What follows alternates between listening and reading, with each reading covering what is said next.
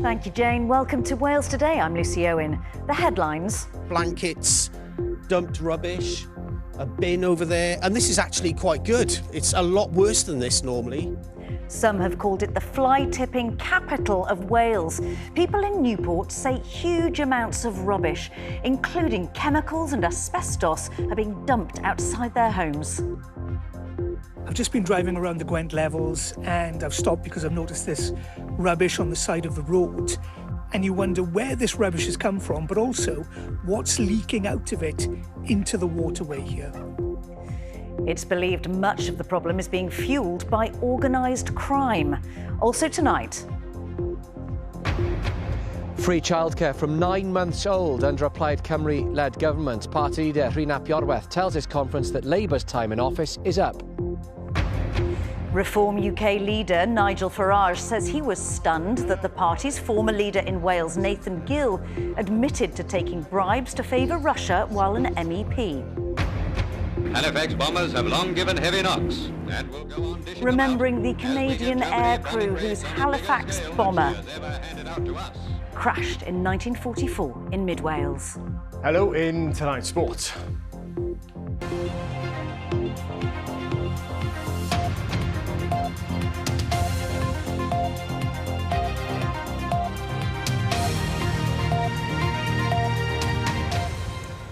Good evening, Noswaith dda. It's a scourge of communities right across Wales, which costs taxpayers millions to clean up. Fly-tipping incidents here are on the rise, and in Newport, which some have dubbed the Welsh fly-tipping capital, residents have been telling us about chemicals and asbestos being dumped outside their homes. The council is calling for more powers to deal with the problem, which it says is linked to organised crime. Jordan Davis has this special report. Burnt out, fly-tipped rubbish in Dyffryn in Newport. Mattresses, discarded vapes, empty bottles and cans, dumped for others to clean up.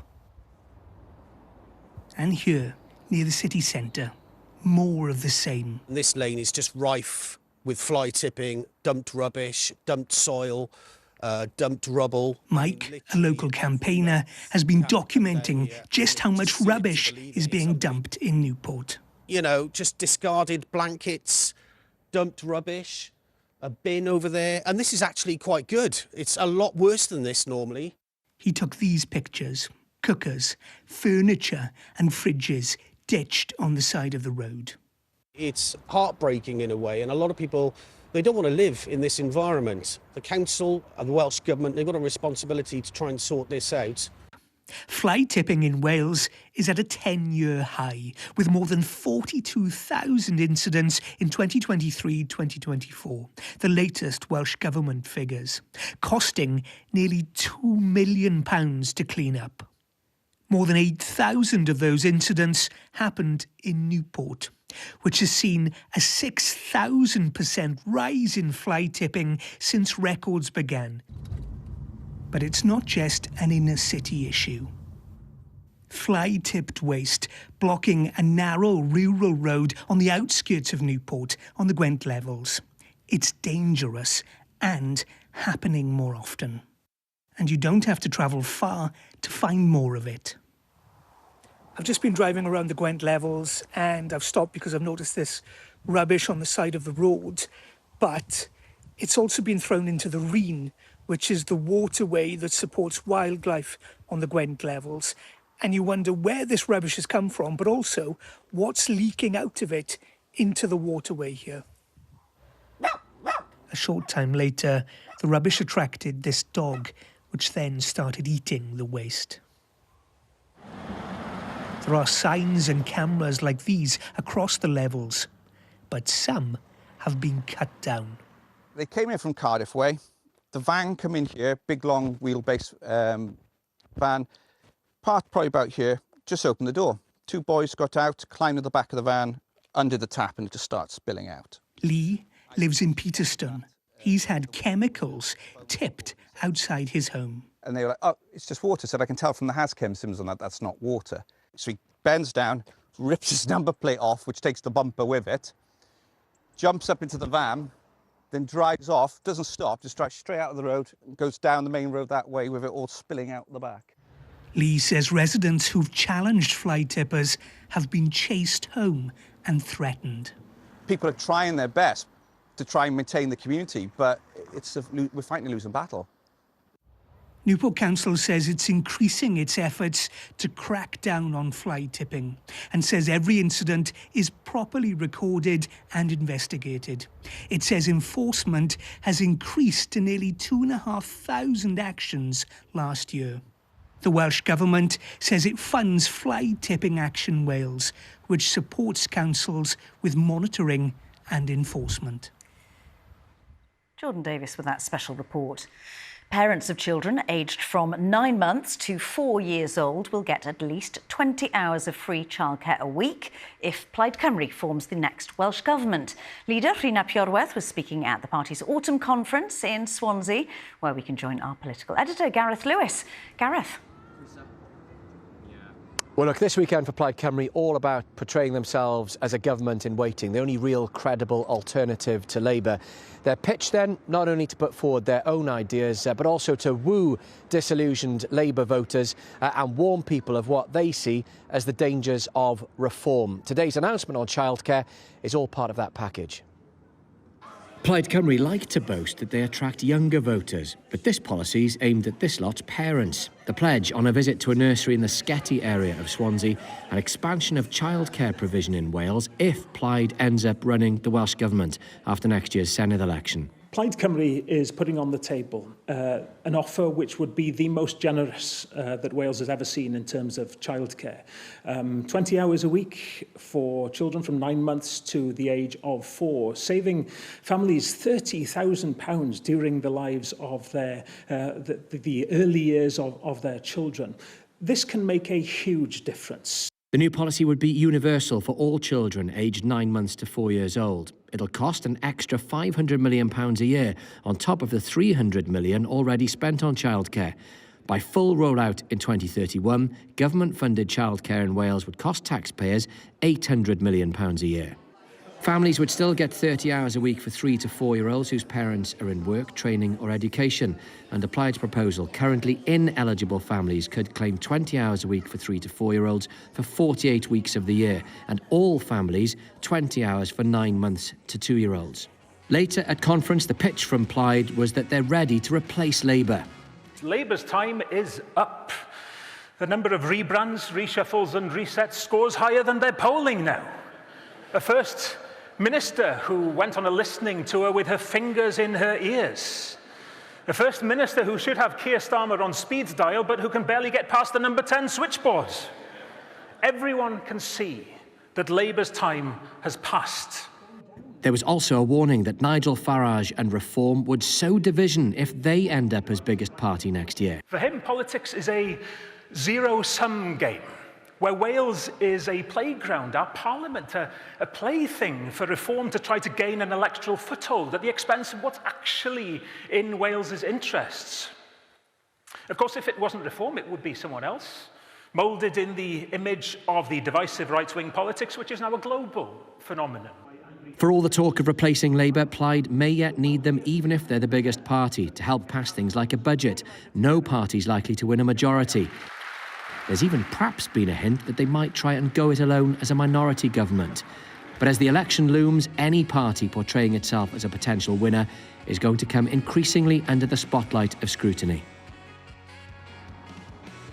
Well, we'll do a bit of that now, shall we? Delighted to say Rhys Iorwerth, the leader of Plaid Cymru, is with us. Good evening, good to have you on the programme. Hi, Gareth. Look, on independence, you've taken a more pragmatic approach, perhaps it's fair to say, than in the past. You said today that you want to kick-start the national debate after the election, and then said it's your call. You know, what if voters tell you, they might vote for you in the election, but they're not that keen on independence? What do you do then? Well, it's just the Welsh voter, for starters. I think about the debate on independence as just a debate on where we could take Wales. What are the options for the future of Wales? If people think this, as we have now on health and education and jobs, is about as good as it can be, well, fine. I don't think it is. So let's talk about what the options are. But let's get to grips with the problems that we have now. And that's what Plaid Cymru is offering in this election on health, jobs, education, poverty, all those areas where Labour's been failing us. I'm sure you'll be pleased with what you can take from the polls at the moment, but it's steady and not surging. Does that worry you so close now to the election? I'm not going to be worried about being ahead in the polls with 7 months to go until the election, but we take nothing for granted. We're not complacent here. This now is about using the next 7 months to talk about that programme for government, the radical programme we have, including on childcare that you've been discussing this evening, and building that trust and getting people to see that there are two options here now. Labour are falling so far behind. It's the vision of Plaid Cymru versus the division of Reform, who aren't particularly interested in Wales, let's be honest. Let's go for that positive option. That's the appeal. Are people falling in love with you and your party, or out of love with Labour? Because it's a problem if it's the latter, long-term for you. Well, of course, growth in Plaid Cymru support was seen before Labour came into power. We had our best ever general election result last year, but there's no doubt that people are massively disillusioned, with Keir Starmer and his attitude towards Wales, letting Port Talbot go and then investing in Scunthorpe, and they're angry at Labour in Wales for failing to stand up to him. But there needs to be a positive alternative, and that's what Plaid Cymru is offering now. And very quickly, you've ruled out, perhaps not surprisingly, deals with the Tories and Reform. Would you go it alone? Would you, if the numbers were right for you, actually run as a minority government? Yes, absolutely. I mean, the recent polls, if it was to pan out like that, we don't know yet, would certainly allow us to put together a minority government. What happens then in mature democracies is we appeal to other parties. Will you support the programme that we have to take Wales forward? That's what it's all about, being mature, taking Wales forward. Rhun ap Iorwerth, thank you very much indeed. I thought it was 8 months till the Senedd election. 7, says Rhun ap Iorwerth. It's going very quickly, and it will continue to do so, Lucy. Our political editor, Gareth Lewis, thank you very much. The Menai Suspension Bridge has partially reopened, but there is a 5-vehicle limit in place controlled by traffic lights. The bridge was closed unexpectedly last Saturday after engineers found that bolts needed replacing on the beams underneath the bridge. The Welsh Government says traffic management has been brought in to control the 3-tonne weight limit. S4C has confirmed it's reached an out-of-court settlement with its former chief executive, Sian Doyle. Ms Doyle was sacked in November 2023 after being accused of being dictatorial and creating a culture of fear. In a statement at the time, she said she didn't recognise or accept the allegations made. Ms Doyle later filed a personal injury claim at the High Court. The broadcaster confirmed a settlement has been reached. There's no admission of liability by any of the parties. The leader of Reform UK, Nigel Farage, has told BBC Wales he was stunned when he found out his party's former leader in Wales had admitted taking bribes to make statements in favour of Russia.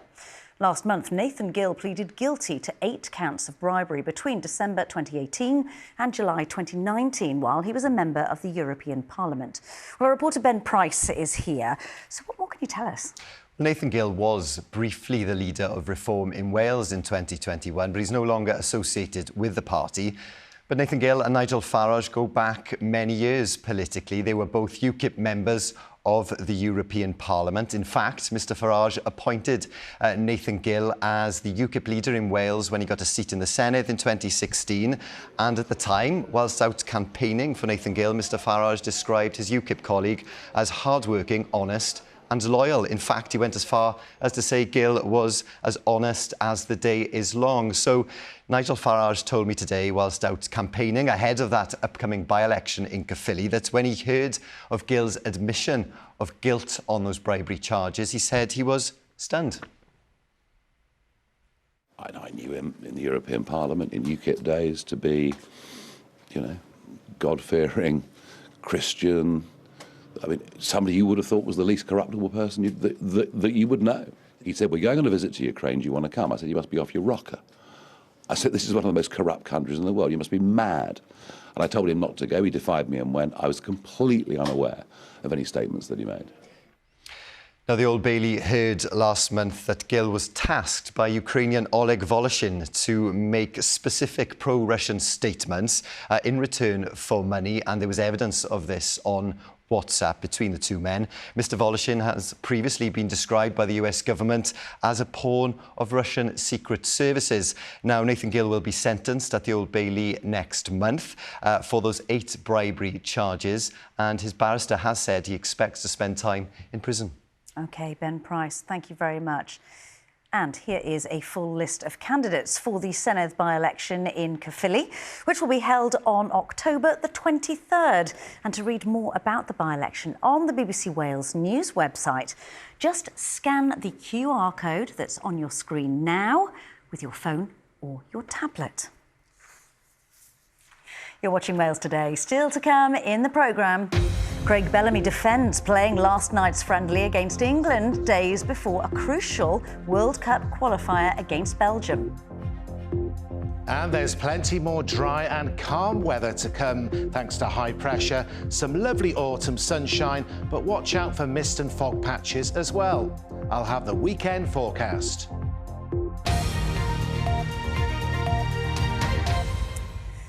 Now, while research is limited, studies have shown women from ethnic minority backgrounds experience menopause and perimenopause differently to white women with longer and earlier symptoms.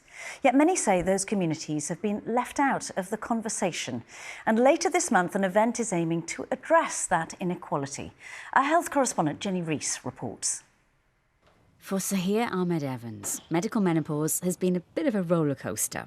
It was a shock to the system at first, but then provided relief from a variety of symptoms of gynecological problems she'd had for years. The woman I think I was always meant to be came into play in medical menopause. As a menopause coach and Pilates instructor, she now feels more in tune with her body. But she acknowledges, as a Pakistani woman, the growing conversation around the issue still isn't comfortably discussed in cultures like her own. Still very much a stigma to discuss these things. Women don't even discuss them with their friends or their family, let alone then seeking help from a medical professional or outside when you're really struggling. It's not really the done thing, and it's trying to change that narrative, change those actions and say it's okay to ask for help. It's why she's helping to organise an event in Cardiff specifically for ethnic minority communities on October the 18th. Among those speaking at the Marginalised and Menopausal event will be Dr Amara Nassim, a GP in one of the most diverse parts of the Welsh capital. Most of the women we are seeing, they are not presenting with the classical symptoms of menopause, the vasomotor symptoms, the hot flushes and unable to sleep at night and sweating, etc. The women that I am seeing, and also the limited studies have shown that these women are mostly coming with fatigue symptoms, feeling tired all the time or body aches and pains. But there are also greater risks among this particular group of patients. We know that lack of estrogen, it causes insulin resistance. And we know that diabetes is very prevalent in South Asian community. So that is why it's really important, especially to ethnic women, to really get prepared because our bodies are different. And because of our ethnicity, our risks are also different. All the more need to include everyone in that conversation. I'm a researcher and I follow the evidence and I follow the data. When you look at 99% of the conversation about menopause, it's all geared towards white women. It's as if women from ethnic minority backgrounds, non-white women, it's as if we don't experience it at all. She went through a medical menopause following a cancer diagnosis. And while she has first-hand experience of working in unsupportive environments where symptoms were dismissed, she said with the right support, women can thrive.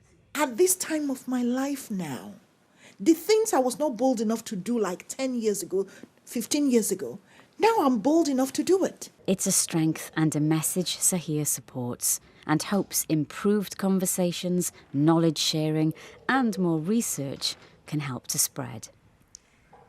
Jenny Rees with that report. Now, a ceremony is being held in the Elan Valley to commemorate the members of a Canadian aircrew who died in a crash in 1944.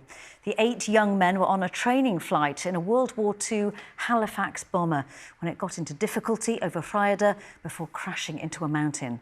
A memorial to the crew was unveiled by 2 eyewitnesses who are now in their 90s. Craig Duggan reports.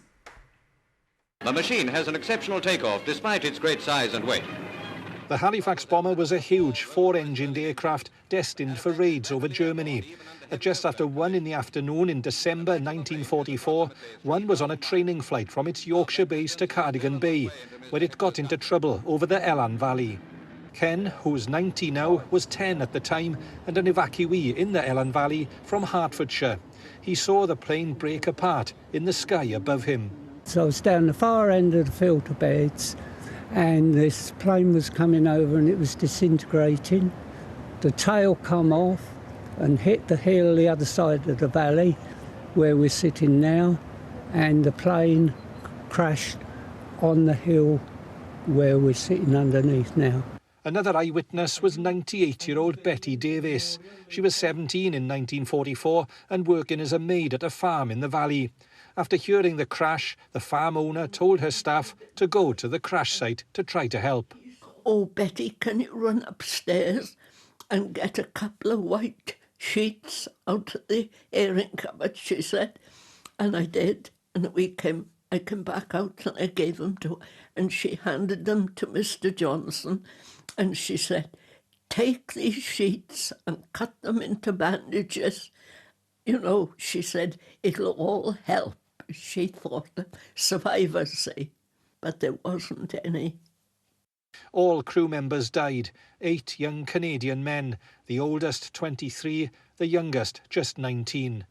3 had jumped from the plane but were too low for their parachutes to save them. People in Drogheda found parts of the plane in the hills. Betty has the tip of one of its propellers, and her colleague made clothes from material from a parachute. In those days, you could only have clothes and things if you got enough clothing coupons, because it was wartime. Mrs. Johnson, now that's a gardener's wife, she was a dressmaker, and she made me a blouse out of it, and I've kept that blouse all these years. Locally, the story is known by many, but not so much further afield. We know that the Second World War was 80 years ago, now it's finished, and there are very few people left who remember it. So the stories that they had, we need to record them, we need to make sure that they're passed on to the future generations. With a permanent memorial now in place in Dŵr Cymru's visitor centre, it's hoped that a wider audience will learn of the tragic loss of the 8 Canadian airmen who lost their lives so young in the Elan Valley. Craig Duggan there. On to sport now, and can Wales recover? After that defeat to England last night, Thomas is here. Oh, Lucy, not an easy night for Wales, and this man wants a reaction from his team when they face Belgium on Monday. Craig Bellamy was forced to defend, choosing to play the friendly against England just days before that crucial World Cup qualifier. Bruised, but we can bounce back. The message tonight from the players after a difficult night in Wembley. Bellamy chose to play England to see how his players would cope against world-class opposition. The defeat, he says, fills him with motivation. I'd like our egos to be hurt. I'd like us to be annoyed, because we all are, that's clear. But Monday, it's like, different game, learn from this. We don't want this feeling again. You can use a good bit of motivation for it as well. Or not, we have to go on Monday, and we know how big Monday is. So whether the morale's gone or ego's a little bit bruised, we have to pick ourselves up as a team, and which we will do. I think the other minutes that we played, there was a lot to be positive about, and yeah, we'll try and replicate them bits on Monday and get a better result. Wales must beat Belgium on Monday to retain hopes of finishing top of their qualifying group and reaching next summer's finals automatically, although their strong Nations League showing last year almost certainly guarantees them a playoff place in March. The qualifiers in Cardiff under the lights, they're the nights we need to really enjoy. Like you said, with the red wall behind us, we showed when we went to Brussels in the summer that we can cause problems, and yeah, we're going to have to be on the top of our game to do that again on Monday. Before then, Belgium face North Macedonia in a qualifier tonight. The outcome will make Wales's route to the finals clearer. If Wales are to finish top, they need to win all 3 of their remaining matches and hope Belgium drop points more than once. Wales's players will gather tonight to watch Belgium's game, hoping to see the group's top-ranked side falter. That would leave Wales's automatic qualification hopes in their own hands, with 3 games left to play. Earlier this week, Wales international Tom Lockyer told us he's ready to resume his football career after a lengthy recovery following a cardiac arrest on the pitch. Well, good news tonight. He's training with League Two side Bristol Rovers. The 30-year-old hasn't played a competitive match since collapsing during a Premier League game in December 2023. In the United Rugby Championship, Scarlets host Stormers in Llanelli tonight. It's their second match of the season after Storm Amy postponed last week's trip to Connaught. The game's live on S4C and the BBC iPlayer. Kick-off less than an hour away now at 7:45. Thankfully, no storms this weekend. Derek's here with all the details. Hello. Hi Thomas, yes, Noswetha, good evening. This time last week, Storm Amy was upon us, but it's a different story this weekend, mostly dry and settled, thanks to high pressure. Plenty of cloud today in Haverfordwest, in Pembrokeshire, bright in Eryri, excuse me, with some cloud tickling the top of Tryfan, and a pleasant afternoon in Llanbista and Powys, with a high of 17 Celsius.